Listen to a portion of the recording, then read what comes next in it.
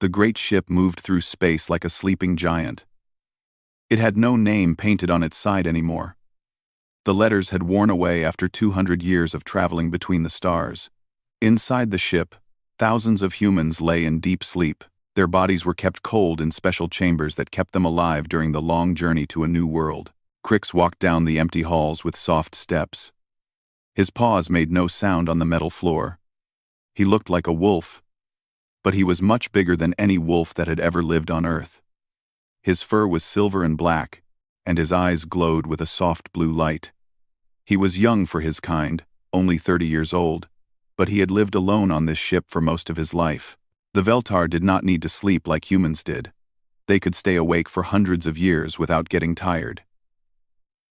Crix had been just a small cub when the ship left Earth. His mother had died during the war, and Dr. Sarah Chen had taken care of him. She was kind to him and taught him about humans. When the ship started its journey, Dr. Chen had to go into the sleeping chambers like all the other humans. That was 25 years ago. Crix stopped in front of one of the sleeping chambers. Through the glass, he could see Dr. Chen's face. She looked peaceful, like she was having a good dream. Ice crystals covered the glass, and machines made soft beeping sounds. The chamber kept her body at the right temperature so she would not age or die during the long trip. He put his paw against the glass. Even though she was asleep, he could feel her mind. The Veltar had special abilities that let them sense what others were thinking and feeling. Crix could feel all the sleeping humans on the ship. Their dreams flowed through his mind like a gentle river. Some dreamed of the new world they were going to. Others dreamed of the Earth they had left behind.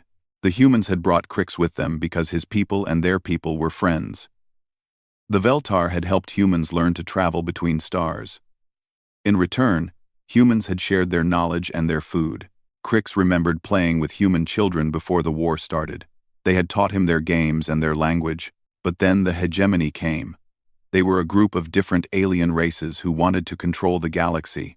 They said that humans and Veltar were dangerous because they worked together too well. The hegemony attacked both their worlds with huge fleets of warships. Many died in the fighting. That was why this ship had been built. It was meant to carry humans to safety while they looked for a new home. Other ships had been built too, but Crix did not know what had happened to them. Space was very big, and it was easy to lose contact with other ships. Crix continued his walk through the ship.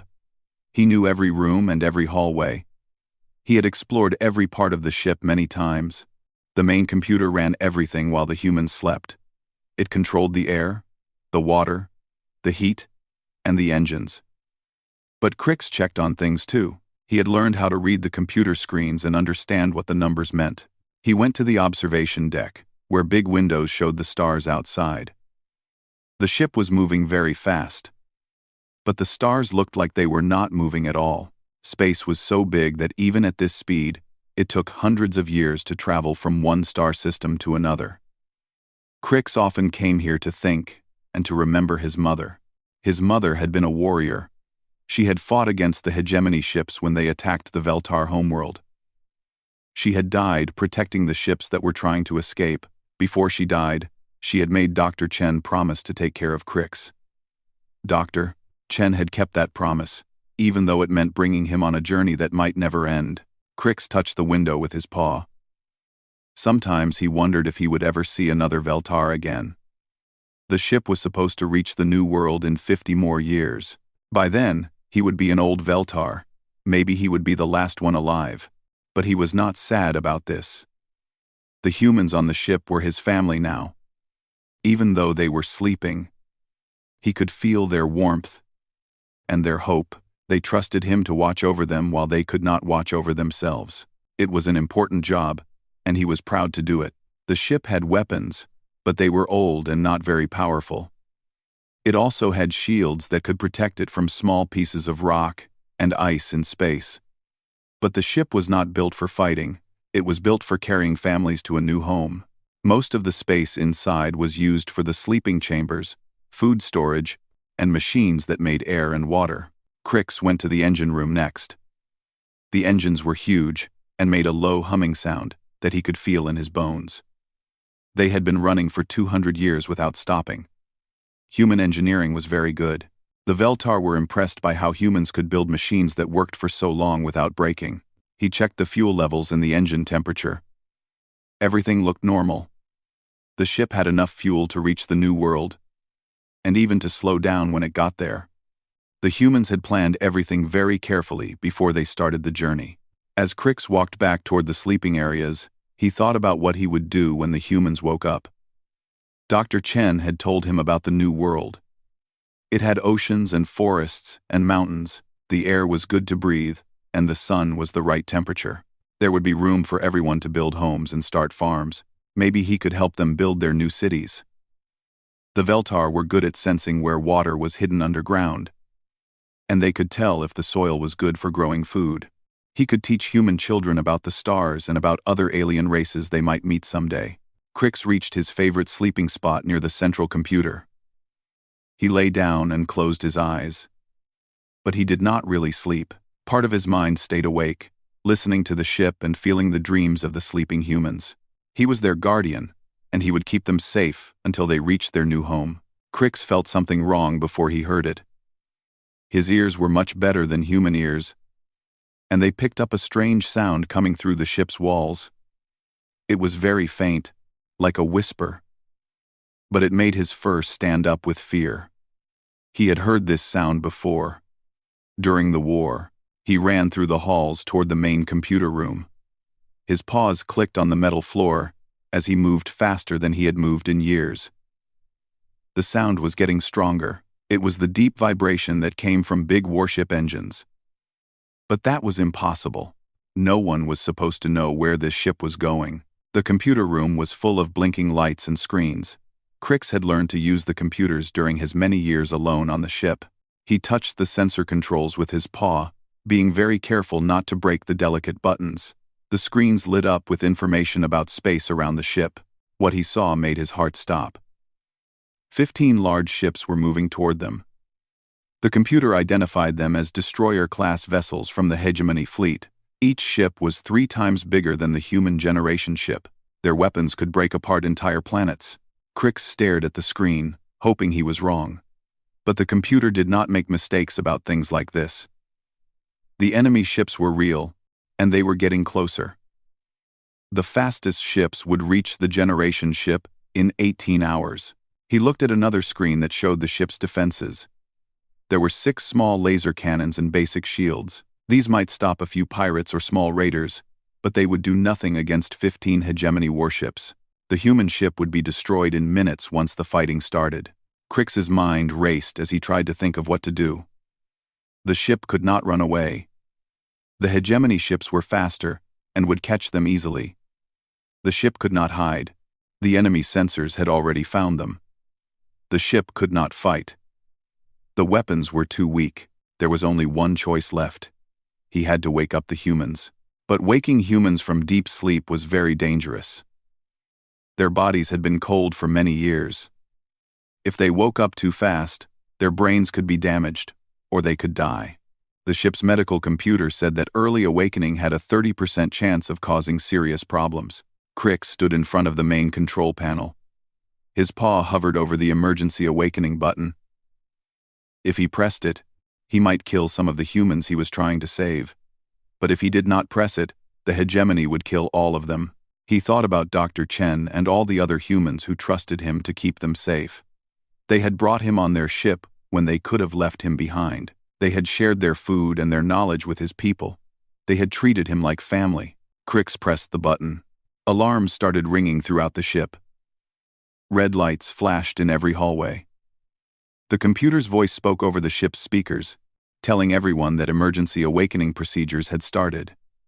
Crix felt the sleeping minds of the humans beginning to stir as warmth flowed into their chambers. He ran to Dr. Chen's chamber first. The glass was covered with ice, but machines were pumping warm air inside. He could see her body starting to move slightly as the deep sleep left her. Her heart rate appeared on a small screen next to the chamber. It was getting faster as her body woke up. All around the ship, the same thing was happening. Thousands of chambers were warming up. Thousands of humans were slowly coming back to life. Some would wake up quickly and feel fine. Others would need more time to recover. A few might not wake up at all. Crix went back to the computer room and looked at the enemy ships again. They were still coming. Their weapons were charged and ready to fire. These were not pirates looking for treasure. These were hegemony soldiers who wanted to make sure that humans and Veltar never became strong enough to fight back. He opened the ship's communication system and tried to send a message to the hegemony fleet. Maybe he could talk to them. Maybe he could make them understand that this ship was full of families, not soldiers. "This is Crix of the Veltar, speaking for the human generation ship," he said into the microphone. "We are civilians traveling to a new world. We have no weapons that can harm you. Please let us pass in peace." He waited for an answer. Minutes passed, but no reply came. Then, finally, a cold voice spoke through the speakers. "Veltar, guardian of the humans," the voice said. "You and your human friends are enemies of the hegemony. Your ship will be destroyed. You have 16 hours to prepare for death." The communication ended. Crix stared at the screen, feeling anger grow in his chest. The hegemony did not care that most of the humans on this ship were not soldiers. They did not care that there were children and old people and scientists who just wanted to start new lives on a peaceful world. The hegemony only cared about killing anyone who might oppose them someday. But they had made a mistake. They thought this was just a helpless ship full of sleeping people. They did not know what humans were like when they were angry and fighting for their lives. Crix heard sounds coming from the sleeping areas. Voices were calling out as people woke up. Some sounded confused, others sounded scared, but he could feel their minds through his empathic abilities. And underneath the confusion and fear, he felt something else. He felt the same strength that had impressed the Veltar when they first met humans. He ran toward the sleeping chambers where Dr. Chen was kept. She would wake up soon, and he needed to tell her what was happening. She would know what to do. Humans always knew what to do when things looked impossible. The first human voices he heard were asking questions. Where were they? How long had they been asleep? Why were the alarms ringing? But as more people woke up and the situation became clear, the questions changed. How many enemy ships were there? What weapons did the ship have? How much time did they have to get ready? Crix smiled for the first time in days. The hegemony thought they were attacking a ship full of helpless sleepers. Instead, they were about to face something much more dangerous. They were about to face humans who had something to protect. Dr. Sarah Chen opened her eyes and saw Crix's worried face looking down at her through the chamber glass. Her body felt heavy and cold, but her mind was already working. She had been a doctor before the war and had helped design the sleep systems. She knew that early awakening meant serious danger. The chamber opened with a soft hiss. Warm air rushed in, and she took her first real breath in 25 years. Her lungs burned slightly, but that was normal. Crix helped her sit up, his strong paws supporting her as her body remembered how to move. "Crix," she said, her voice rough from the long sleep. "What's happening? Why did you wake us?" "Hegemony ships," Crix said simply. 15 of them. They will be here in 16 hours. Dr. Chen felt ice in her stomach, but it was not from the cold chamber. She had hoped they were far enough away that the hegemony would never find them, but somehow, their enemies had tracked them across the galaxy. "How many people are awake?" she asked as she stood up carefully. "Everyone is waking up now," Crix replied. "Some faster than others. A few are having problems, but most seem okay." Dr. Chen nodded and walked toward the door. Her legs were shaky at first, but they got stronger with each step. Around her, other people were climbing out of their chambers. Some looked confused and sick. Others were already asking questions and trying to understand what was happening. She found Captain Marcus Torres near the Central Awakening area. He was a military man who had commanded ships during the war against the hegemony. Even though he looked tired and pale from the long sleep, his eyes were already sharp and focused. "Doctor," he said when he saw her, "Crix told me about the enemy ships. I need to see the sensor readings." They walked together toward the computer room. Along the way, Dr. Chen was amazed by what she saw. Humans were recovering from the deep sleep much faster than anyone had expected. People who should have needed days to fully wake up were already walking around and talking normally after just a few hours. She realized that humans were different from other races in this way. Most aliens needed a long time to recover from hibernation. But humans could adapt quickly to almost anything. Their bodies and minds were built to handle sudden changes and emergency situations. In the computer room, Captain Torres studied the enemy ships on the screen. His face was serious as he looked at their size and weapons. "This is not good," he said quietly. 15 destroyer-class ships against 1 civilian transport. Our weapons cannot even damage their shields. "What are our options?" Dr. Chen asked. "Normally, we would have no options," Torres replied. "But this ship was built by humans, and it is full of humans.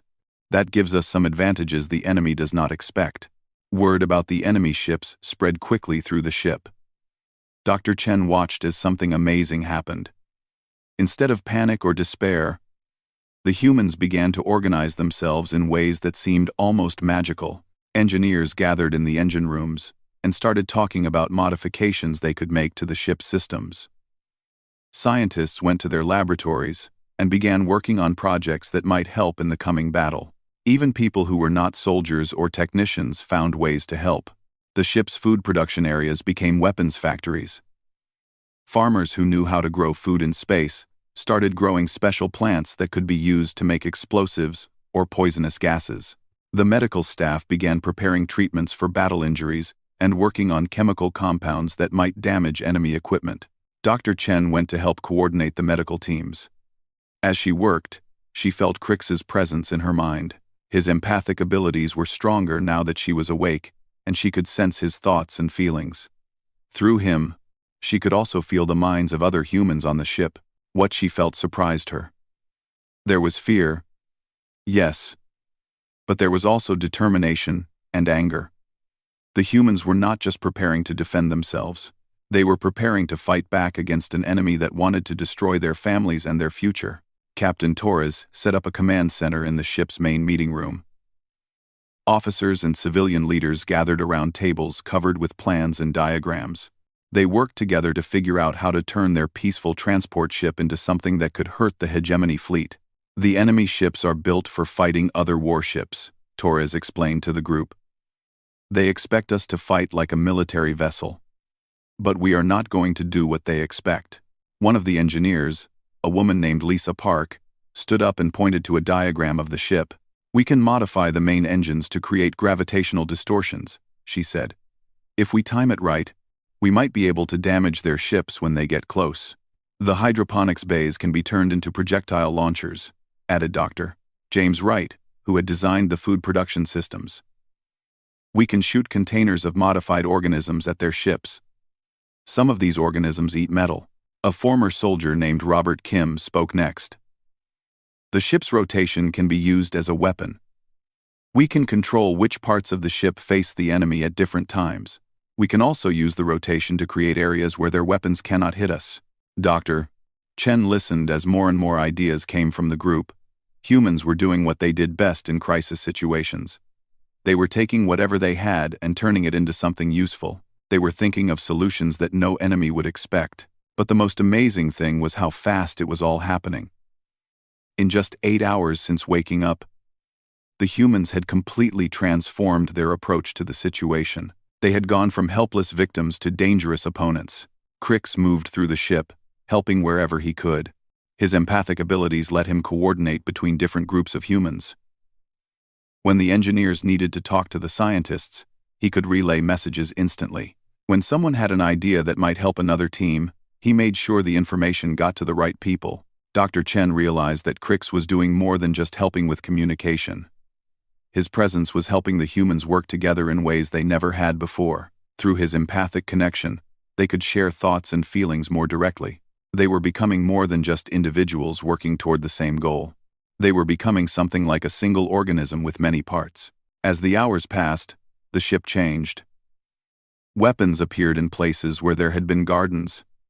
Sensors were installed in areas that had been used for storage. Defense systems were built from pieces of entertainment, equipment, and scientific instruments. The humans worked without stopping. They did not complain about being tired or hungry. They did not argue about whose ideas were better. They just worked, each person doing what they did best. All of them focused on the same purpose: survival. Dr. Chen checked the time. They had 10 hours left before the enemy ships arrived. Around her, humans were putting the finishing touches on their preparations. The ship looked very different from what it had been when they went to sleep.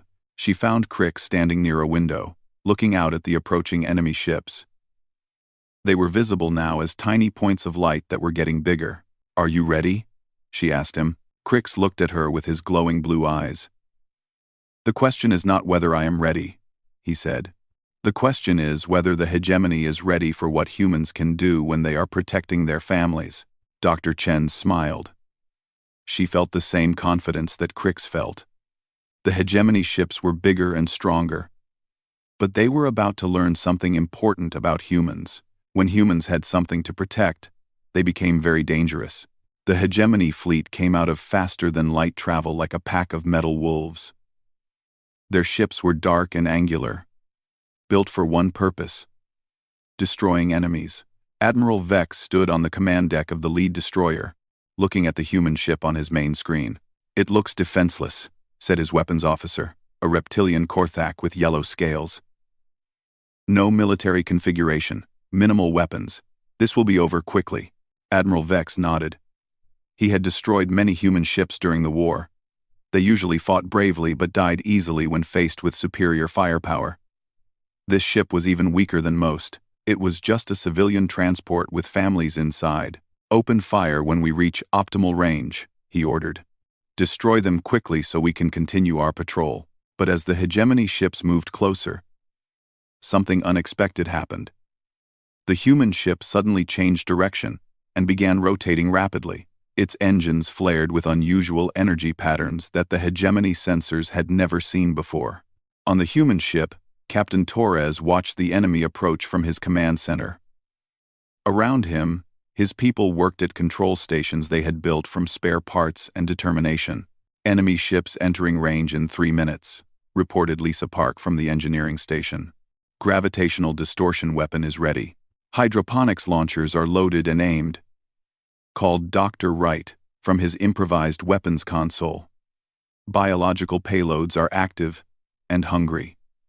Torres looked at the main screen, where 15 massive enemy ships were spreading out in attack formation. Each ship was powerful enough to destroy a small moon. But he was not afraid. He had seen what humans could do when they were cornered. "Crix," he said to the Veltar, who stood beside the captain's chair. "Are you ready to coordinate our people?" Crix nodded, his blue eyes glowing brighter as he opened his mind to connect with every human on the ship. Through his empathic abilities, all the humans could share thoughts and react as one organism. "Begin rotation," Torres ordered. The human ship spun faster, using its rotation to create a defensive pattern that made it hard for the enemy to target. But this was not just defense. The rotation was also positioning different weapons to face the enemy ships at exactly the right moments. Admiral Vex frowned as he watched the human ship's strange behavior. "What are they doing?" he muttered. "That rotation serves no military purpose. Perhaps their engines are damaged," suggested the weapons officer. "Should we delay our attack?" "No," Vex replied. "Fire all weapons. End this." The hegemony ships opened fire with energy beams that could melt steel and plasma missiles that could punch through armor. The space between the fleets lit up with deadly light as the weapons streaked toward the human ship. But the human ship was no longer where the enemy had aimed. The rotation and engine modifications had moved it to a different position. Most of the enemy fire missed completely. The few shots that did hit were absorbed by shields that had been reinforced with metal from the ship's furniture and walls. "Now," Torres said calmly, the human ship's engines suddenly flared with impossible brightness. The gravitational distortion weapon activated, creating a wave of twisted space that rolled outward toward the enemy fleet. 2 hegemony destroyers were caught in the wave. The distortion tore apart their hull plating and crushed their engine compartments. Both ships exploded in brilliant flashes of light, their wreckage spinning away into the darkness. Admiral Vex stared at his screen in shock. How did they do that? That was civilian transport, has no such weapons. Before anyone could answer, the human ship fired again. But this time, Instead of energy weapons, it launched something that looked like large metal containers. The containers flew toward the hegemony ships at high speed, spinning as they traveled. "Projectiles incoming," reported the sensor officer. "But they appear to be harmless cargo containers." "Shoot them down," Vex ordered. The hegemony ships fired their defensive weapons at the containers, destroying most of them. But some got through and struck the enemy hulls. When they hit, they broke open and released clouds of strange organisms that had been modified in the human ship's laboratories. The organisms were hungry. They had been designed to eat certain types of metal, and hegemony ships were made from exactly those metals. The creatures spread across the hulls of 3 destroyers, eating through armor, plating, and getting into the ship's internal systems. "Hull breach on ships 4, 7, and 9, the communications officer reported. "They are losing atmosphere and power." Admiral Vex could not believe what was happening. A civilian ship was destroying his fleet using weapons that should not even exist. "All ships, close distance and board the enemy vessel," he commanded. "We will finish this fight in person." The remaining hegemony ships moved closer to the human transport. Boarding pods launched from their sides, carrying soldiers who would fight the humans hand-to-hand inside their own ship. This was where the hegemony expected to win easily. Their soldiers were trained killers with advanced weapons and armor. But when the boarding pods reached the human ship, they found surprises waiting for them. The docking bays had been turned into traps. Hidden weapons opened fire as soon as the pods attached to the ship. Some pods were destroyed before they could even open. The soldiers who did make it inside found that the human ship had become a maze of death. The humans had rebuilt the interior corridors to create choke points and ambush spots. They had turned maintenance tunnels into sniper positions. They had booby-trapped rooms with explosives made from cleaning chemicals. And the humans themselves were not what the hegemony soldiers expected. Instead of frightened civilians, they found fighters who used every tool and weapon they could find. A farmer used a modified grain harvester to cut down enemy soldiers. A teacher fought with chemical compounds she had mixed in a school laboratory. Even children helped by guiding the defenders through hidden passages. Crix moved through the ship like a silver shadow, his empathic abilities letting him coordinate the human defenders perfectly. When enemy soldiers tried to ambush a group of humans, Crix warned them through his mental connection. When humans needed to work together to set a trap, he helped them communicate instantly. The hegemony soldiers found themselves fighting an enemy that seemed to know their every move before they made it. The humans appeared and disappeared like ghosts, striking hard and then vanishing into passages that the enemy could not find. In the ship's main corridor, Dr. Chen led a group of medical staff in a battle against hegemony boarders. She had turned surgical instruments into weapons and medical gases into chemical attacks. When an enemy soldier charged at her with a plasma rifle, she threw a container of modified bacteria at him. The bacteria ate through his armor in seconds. Admiral Vex watched from his command ship as his boarding teams were wiped out one by one. His communications were filled with screams and desperate calls for help. His soldiers were being defeated by doctors, teachers, and farmers. "Retreat all boarding teams," he finally ordered. "Return to ships." But it was too late. Most of his soldiers were already dead or trapped inside the human ship. And while his fleet had been focused on the boarding action, the humans had not stopped their other attacks. More containers filled with metal-eating organisms struck his remaining ships. Another gravitational wave crushed 2 more destroyers. The human ship's modified engines created electromagnetic pulses that disabled hegemony weapon systems. In less than 2 hours, Admiral Vex's fleet had been reduced from 15 ships to just 3, and those 3 ships were damaged and barely functional. "Admiral," his communications officer said with fear in his voice, "the remaining ships are requesting permission to retreat." Vex looked at the human ship on his screen. It was still rotating, still firing, still somehow winning against impossible odds. He had come here expecting to destroy a helpless transport.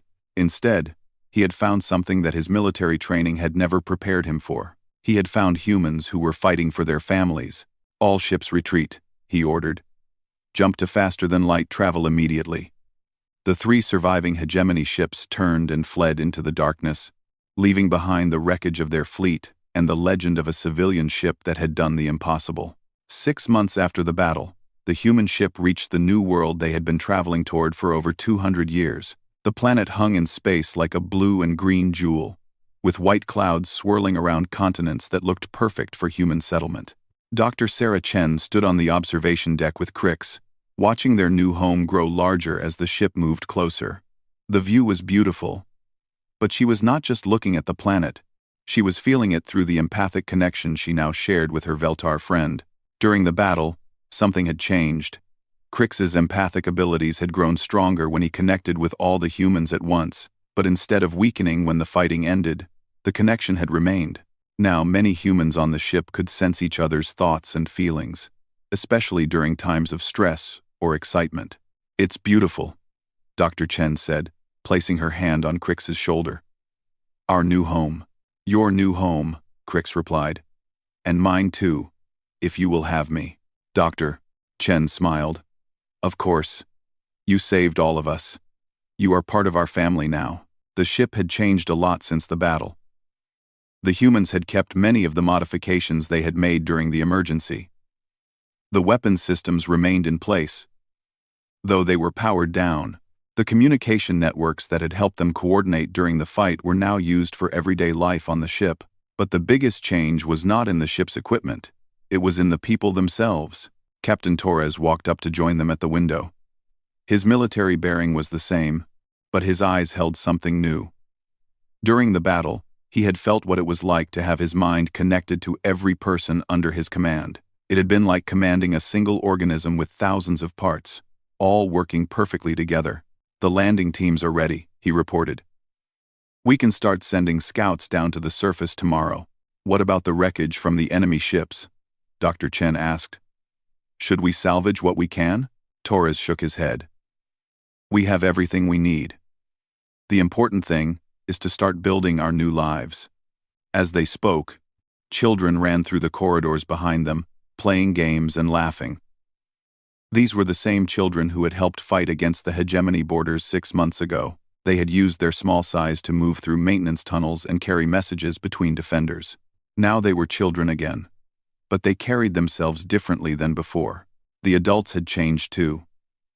The farmers who had turned their crops into weapons now grew food with new confidence. The teachers who had fought with improvised chemical weapons now educated children with greater purpose. The doctors who had used medical equipment as tools of war now healed with deeper understanding. They had all learned something important about themselves during the battle. They had learned that humans could adapt to anything, overcome any challenge, and turn any situation to their advantage. This knowledge gave them strength as they prepared to start over on a new world. Crix had been busy during the months after the battle. He had used the ship's communication systems to send messages toward other parts of the galaxy where Veltar might still be alive. He had also tried to contact other human ships that had fled from Earth during the war. Some of his messages had received answers. There were other Veltar survivors scattered among the stars, and some human ships had reached safe harbor on distant worlds. The galaxy was big enough for both species to survive and grow strong again. But more importantly, news of the battle had spread through space in ways that no one expected. The 3 hegemony ships that had escaped had reported what happened to their military commanders. At first, no one believed the reports. A civilian transport ship could not possibly destroy 12 military vessels. But then other hegemony fleets began encountering human ships, and the stories became impossible to ignore. Humans did not fight like other species. They did not follow the same rules of war. They turned merchant ships into battleships, cargo holds into weapons factories, and peaceful colonies into military strongholds. The hegemony leadership began to realize that they had made a serious mistake. They had thought humans were just another weak species that could be easily conquered. Instead, they had awakened something that was more dangerous than any military they had ever faced. News of human victories reached other alien species that the hegemony had conquered or threatened. Some of these species began to fight back, using tactics they had learned from human examples. Rebellion spread across multiple star systems as oppressed peoples found new hope. Dr. Chen walked through the ship's laboratories, where scientists were preparing equipment for the new colony. They had work to do that was more important than war. They needed to study their new world, understand its ecology, and figure out how to build a sustainable settlement. But they also had new knowledge to work with. The battle had taught them things about human potential that they had never known before. The empathic connection with Crix had shown them that humans could develop abilities they had never imagined. Some of the scientists were studying these new abilities. They wanted to understand how the connection worked and whether it could be strengthened or extended. If humans could share thoughts and feelings across long distances, it might change everything about how their species developed. In the ship's meeting rooms, colonists made plans for their new settlement. They would call it Haven, and it would be built using principles they had learned during their long journey. The city would be designed so that it could defend itself if necessary. But it would primarily be a place of learning and growth. They planned to build schools where human and Veltar children could learn together. They would create research centers where the two species could share knowledge about science and technology. They would establish farms that could feed both humans and any other peaceful species that might join them. The colony would also serve as a beacon for other refugees. Space was full of peoples who had been displaced by war or persecution. Haven would be a place where anyone could find safety, as long as they came in peace. Crix spent his time preparing for his new role as the colony's first non-human citizen. He would help establish diplomatic contact with other alien species. He would serve as a bridge between human and Veltar cultures, and he would continue to use his empathic abilities to help the colonists work together. But he also had a more personal mission. He wanted to find other Veltar who might need homes. His species had been scattered across the galaxy by the war. Many were alone, like he had been. If they could be brought to Haven, they might help create something new, a truly mixed community where different species lived and worked as equals. As the ship entered orbit around their new world, Dr. Chen felt a deep sense of satisfaction. The journey that had begun with fear and desperation was ending with hope and possibility. They had not just survived. They had discovered strengths they never knew they had. The hegemony had wanted to destroy humans because they feared what the species might become.